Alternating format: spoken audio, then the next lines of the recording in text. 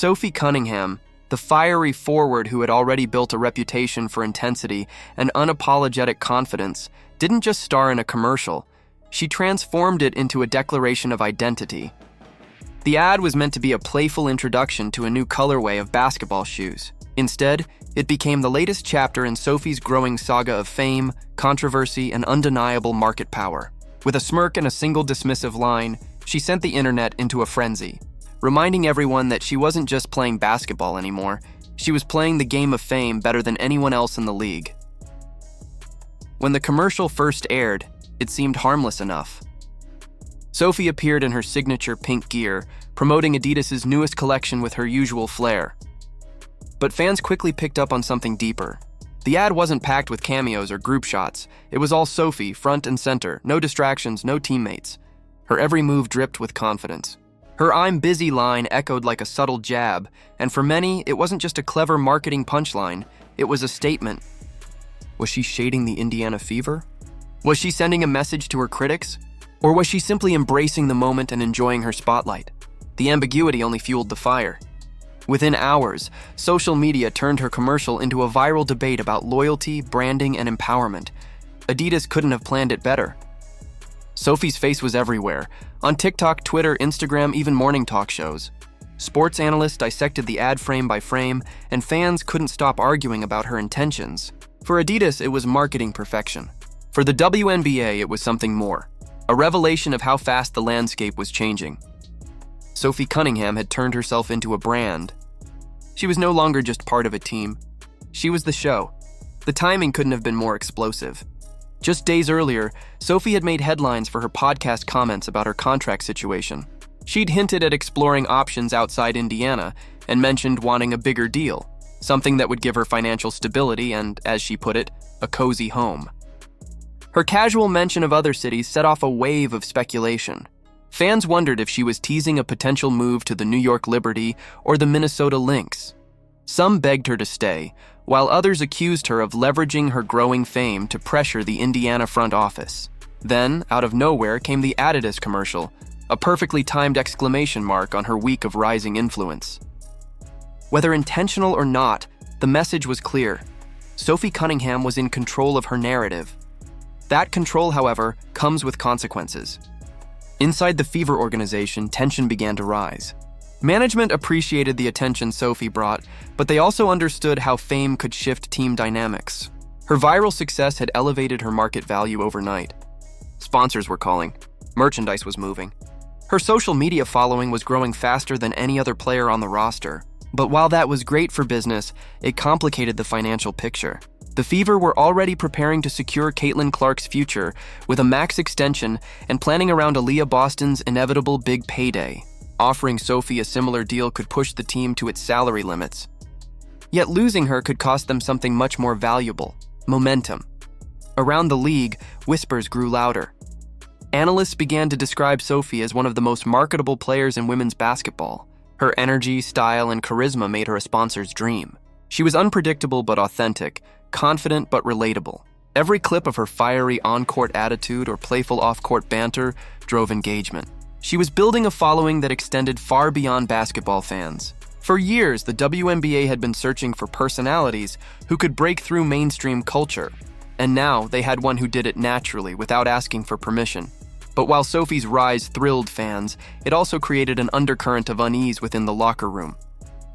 Her Adidas spotlight, her podcast remarks, her non-stop social media buzz, everything pointed toward a player outgrowing the confines of a team-first culture. Some teammates celebrated her success, calling it a win for women's sports. Others quietly worried that the focus on Sophie was starting to overshadow the Fever's collective mission. They wanted to win games, not headlines. Yet every time Sophie's name trended, it became harder to separate the two.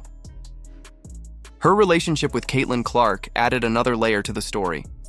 Together, they represented two sides of the new WNBA era. Caitlin was the disciplined superstar, the record breaker whose game spoke louder than her words. Sophie was the disruptor, the showstopper who thrived on emotion and energy. Their chemistry on the court was undeniable, but their growing fame meant that every gesture, every post, and every soundbite was analyzed under a microscope. Fans began dividing into camps, Team Clark and Team Cunningham, each with their own narrative of what made their favorite the face of the franchise. Yet in truth, both players needed each other. Caitlin brought respect to the Fever. Sophie brought attention. Together, they created a marketing powerhouse that brands couldn't resist. Adidas knew exactly what it was doing when it chose Sophie as the face of its electric pink rollout. She symbolized everything the campaign wanted to sell: fearlessness, individuality, and rebellion. Her previous nickname, MAGA Barbie, born from criticism during her Phoenix Mercury days, had once been used against her. But Sophie flipped it, transforming the insult into a badge of defiance. She learned to own the narrative, to control how she was perceived. Every time someone tried to box her in, she broke the walls wider. That's why Adidas went all in. They weren't just promoting sneakers. They were promoting a movement built around Sophie's unapologetic personality. The ad's rollout was no accident either. Adidas waited for her national spotlight on Good Morning America earlier that week before dropping the commercial, ensuring she dominated headlines from Monday through Friday. The strategy worked flawlessly. Sophie's name became the #1 trending WNBA topic of the week, and her signature pink shoes sold out online within hours. The company had successfully turned a polarizing player into a marketing phenomenon. For the Indiana Fever, however, the glow of electric pink came with shadows. The front office now faced a dilemma. How do you manage a player whose star shines brighter than your franchise? Paying Sophie what she's worth could strain the team's future finances, but letting her go would mean losing a cultural force that no amount of PR could replace.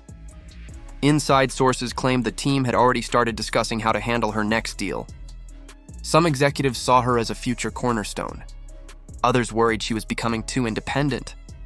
The divide mirrored the fan base itself, half cheering for Sophie to get the bag, half concerned she might be outgrowing the team's identity. Through it all, Sophie remained unbothered. On social media, she posted clips of the Adidas campaign, smiling, confident, and clearly aware of the storm she'd created. Every time fans debated her motives, she gained more followers. Every article speculating about her contract only added to her mystique. She was mastering what few athletes ever do, turning controversy into currency. At just the right moment, Sophie made her next move.